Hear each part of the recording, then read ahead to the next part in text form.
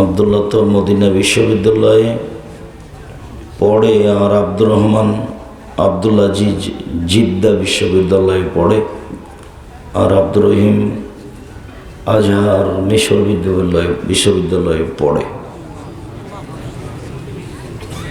আর এর ছোট যে ওর বোন মারিয়াম, ও কোরআনের হাফেজা, দাখিল পাস করেছে, আলেম পরীক্ষা দিবে মনে হয়। ওর বিবাহ হয়ে গেছে, আর স্বামী মদিনা বিশ্ববিদ্যালয় থেকে অনার্স শেষ করেছে, ওরা জিদ্দাই থাকে। আর ওর ছোট যেটা বোন সেটা হচ্ছে আরিবা, 6.5 বছর 7 বছর হয়ে যাচ্ছে মনে হয়, ওর নাম আরিবা। তো আন্তরিকভাবে আমি আপনাদের কাছে তাদের জন্য দোয়া কামনা করি। আমরাও আদর্শ পরিবারের আলোচনা করি, তো করার সময় এসব বিষয়গুলি তো আমার জানা নাই, কাজে আমি আপনাদের সামনে পেশ করতেও পারি না। তো আজকের পরিবারের উপরে আলোচনাটা আমি আশা করছি আপনারা এটা বারবার শুনবেন এবং জাতিকে শোনানোর জন্য চেষ্টা করবেন। এটা এমনভাবে ব্যবহার করার চেষ্টা করবেন যাতে করে পৃথিবীর বাঙালি মুসলিম ভাই বোন এটা বারবার অবগত হয় এবং পরিবারের উপরে সোচ্চার হয়। আল্লাহ তুমি তৌফিক দান করো। আমি নিজেও আজকে বক্তব্য দিব এরকম আগে থেকে ইচ্ছে ছিল না, এখনও নেই। এতটুক যে কবর যত কঠিন, কিয়ামত তার চেয়ে অনেক বেশি কঠিন। কিয়ামত যত কঠিন, জাহান্নাম তার চেয়ে অনেক অনেক অনেক বেশি কঠিন। জাহান্নামে যখন মানুষকে দেওয়া হবে, তখন আল্লাহ তাআলা বলবেন যে হাযিহিন নারুল্লাতী কুনতুম বিহা তুকাদ্দিবুন, এইটাই সেই জাহান্নাম যাকে তুমি অস্বীকার করছিলে। আফাসিহরুন হাযা, এইটা কি জাদু? আফালা তুবসিরুন, তোমরা কি এটা দেখতে পাচ্ছ না? এক সময়ও তো মোহাম্মদকে জাদুঘর বলছিলে, আর কোরআন হলো জাদু। তো আজকে এই জাহান্নামে প্রবেশ করো, এটিকে এখন জাদু মনে হচ্ছে না? তোমরা এখনো জাহান্নাম দেখতে পাচ্ছ না। জাহান্নামের পরিচয়ে আল্লাহ অনেক কথা বলেছেন, জাহান্নামীদের পরিচয়ে আল্লাহ অনেক কথা বলেছেন। জাহান্নামের পরিচয় আল্লাহ বলেছেন, জাহান্নাম হলো একটা আগুনের খণ্ড টুকরা। আর জাহান্নামীদের পরিচয় রাসূল সাল্লাল্লাহু আলাইহি ওয়াসাল্লাম বলেছেন, একজন জাহান্নামীর গায়ের চামড়া হবে 42 হাত মোটা, আর একজন জাহান্নামীর দাঁত হবে উহুদ পাহাড়ের সমান, 8 কিলোমিটার লম্বা, 4 কিলোমিটার প্রশস্ত। আর একজন জাহান্নামের উরুরান হবে বাইজা পাহাড়ের সমান, 39 কিলোমিটার লম্বা। একজন জাহান্নামীর বসার জায়গা হবে 450 কিলোমিটার।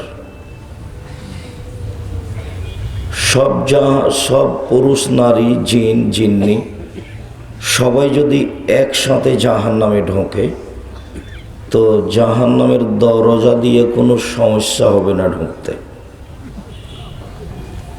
আল্লাহ তাআলা বিচারের মাঠে যখন জাহান্নামীদেরকে জাহান্নামে দিতে থাকবেন, তো বারবার তখন জাহান্নাম বলবে হালমি মজিদ, আর কিছু আছে?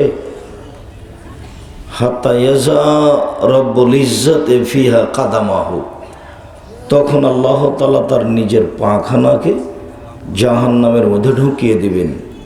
ফায়ানজাবি বাজুহা ফি বাজিন, তখন জাহান্নামের কিছু অংশের মধ্যে ঢুকে গিয়ে চাপা লেগে যাবে, আর মুখে বলবে কত কত কত, বেইজ্জতিকা ওয়া কারামিক, আল্লাহ তোমার সম্মানের কসম দিয়ে বলছি, তোমার ইজ্জতের কসম করে বলছি, আমি জাহান্নাম এখন পূর্ণ হয়ে গেছি। তার মানে মানুষকে দেওয়া হচ্ছিল, তখন বারবার বলছিল যে আর আছে, আর আছে, আর আছে। যখন জাহান্নাম বারবার এভাবে বলেছে, তখন আল্লাহ তাআলা নিজের পা ওর ভিতরে ঢুকিয়ে দিয়েছে। তখন ওর কিছু অংশের মধ্যে ঢুকে এইভাবে আঁটো সাঁটো হয়ে গেছে। তারপরে ও চিৎকার করে বলছে যে যথেষ্ট, যথেষ্ট, যথেষ্ট, আর লাগবে না। এইখানে একটা কথা থেকে গেল যে যেসব আলেম ওলামা বলছেন আল্লাহ নিরাকার, তার আকীদা ঠিক নয়। আল্লাহ নিরাকার নন, এ কথাই ঠিক। নিরাকার হলে পা ঢোকালে কি হবে? জাহান্নাম ভর্তি হবে কেন? ওর তো আকার আকৃতি নেই। বুঝা গেল না মনে হয়? তো আকার আকৃতি আছে বলেই তো জাহান্নামের মধ্যে পাটা ঢোকানোতে কি হয়ে গেল? ফাঁকা জায়গাটা পূর্ণ হয়ে গেল। তাহলে আকার আকৃতি নেই আল্লাহর, এই কথাটা মিথ্যা। তার আকার আকৃতি আছে, তার মতো, কার মতো? তার মতো, কার মতো? তার মতো মায়ালি কোলা হয়, যেটা তার জন্য শোভনীয় হয়, সেইভাবে আছে। জাহান্নাম কথা বলতে পারে। জাহান্নামের পরিচয়, জাহান্নামীদের পরিচয়, জাহান্নামকে বিচারের মাঠে টেনে নিয়ে যাওয়া হবে। ওর গায়ে 100টা লোহার 70,000 লোহার রশি থাকবে, আর প্রত্যেক রশিতে 70,000 করে ফেরেশতা থাকবেন।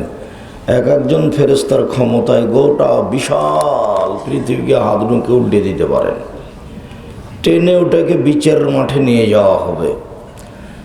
জাহান্নাম কথা বলতে পারে। তার একটা এই যে এখনই জাহান্নাম বলল যে আর আছে, আর আছে, আর আছে।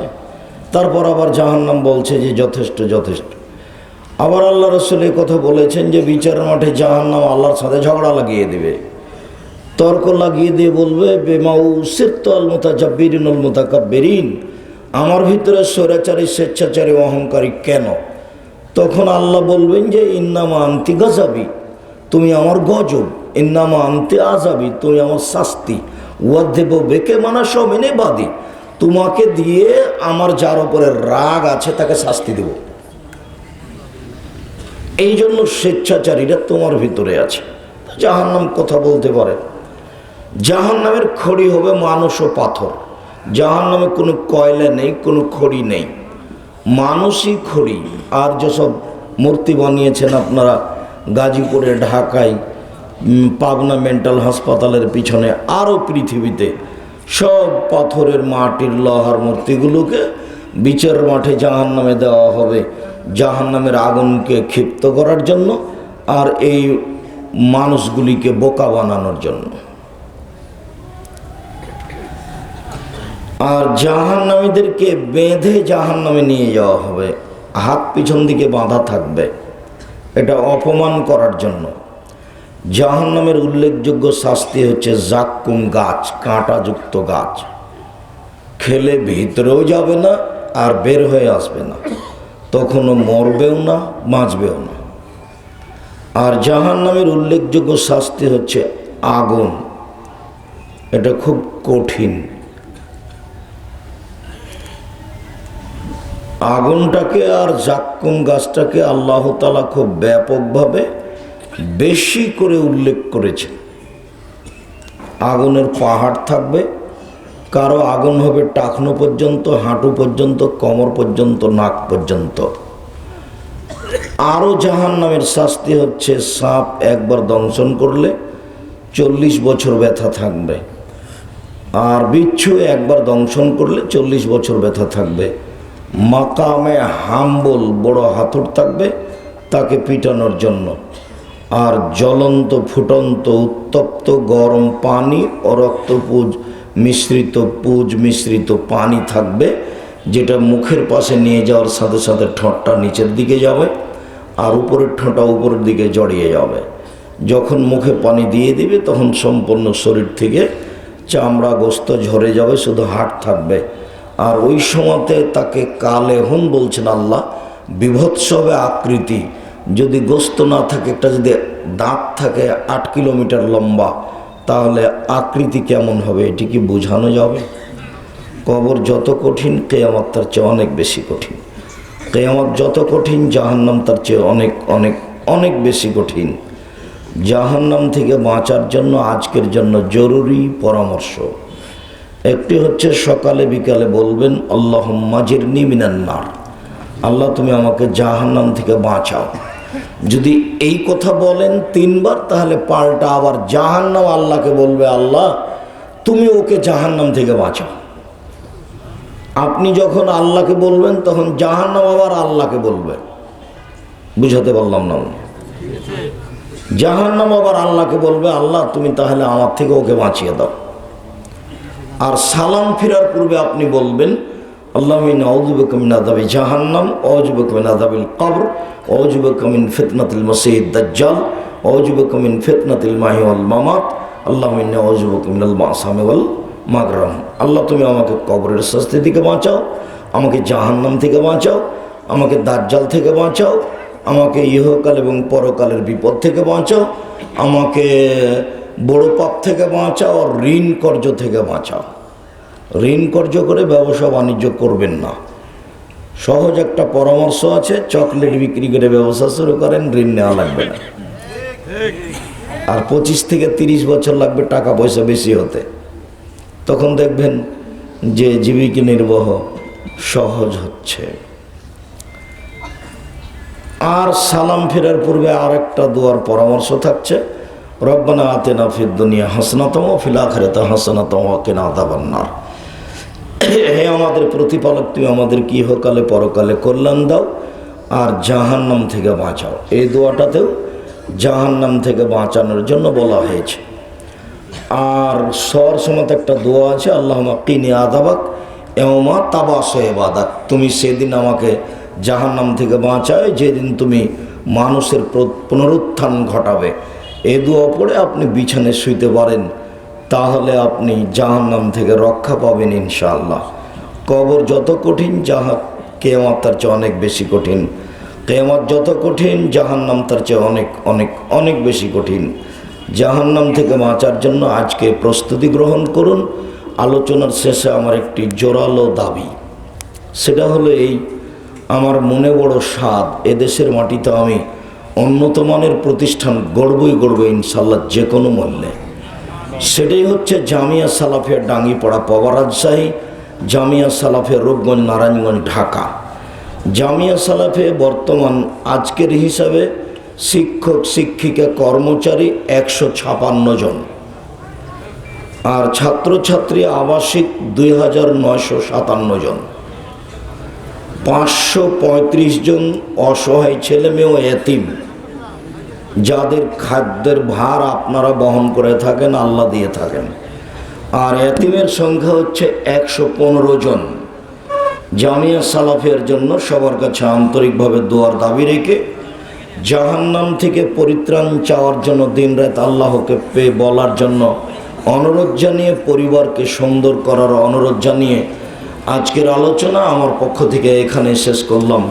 সুবহানাকা আল্লাহুম্মা ওয়া বিহামদিকা আশহাদু আল্লা ইলাহা ইল্লা আনতা আস্তাগফিরুকা ওয়া আতুবু ইলাইক। বই আছে? সম্মানিত সুধীমণ্ডলী, আপনারা এই মাদ্রাসার উন্নয়নের জন্য মেহেরবানি করে সকালে দান করে যাবেন। আমাদের বার্ষিক সবার খরচের জন্য মেহেরবানি করে দান করে যাবেন। যারা দান করছেন মাশাআল্লাহ, যারা দান করেন না এখন পর্যন্ত, কেউ খালি হাতে যাবেন না। পিতামাতার নামে, আপনার আত্মীয়স্বজনের নামে আপনারা প্রত্যেকে দান করে যাবেন। আমাদের পাশে লোক বসা আছে, মেহেরবানি করে আপনারা দান করে যাবেন। আমাকে একটু নিষেধ করেন তো, আমি কথা শেষ করলেন, কথা বলতে লাগলেন কেন? কয় টাকা খরচ হবে আপনার প্রতিষ্ঠানে? কয় টাকা খরচ হয়? কিন্তু কথাই শেষ করিনি। আশ্চর্য।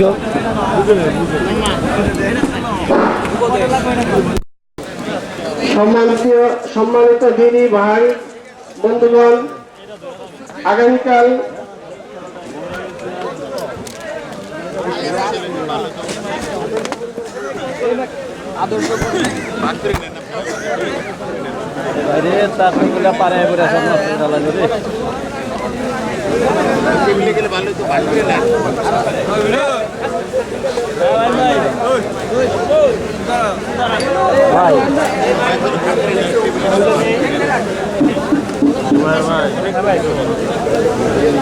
শুকরিয়া, জাযাকুমুল্লাহ খায়র। আপনারা আপনাদের এই প্রতিষ্ঠানে সহযোগিতা দান করেন।